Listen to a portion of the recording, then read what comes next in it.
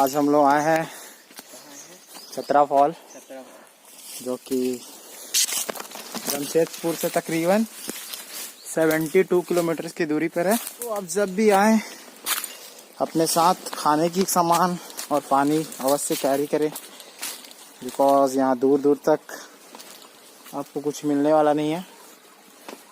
और हो सके तो ग्रुप में आए, अकेला कभी ना आए।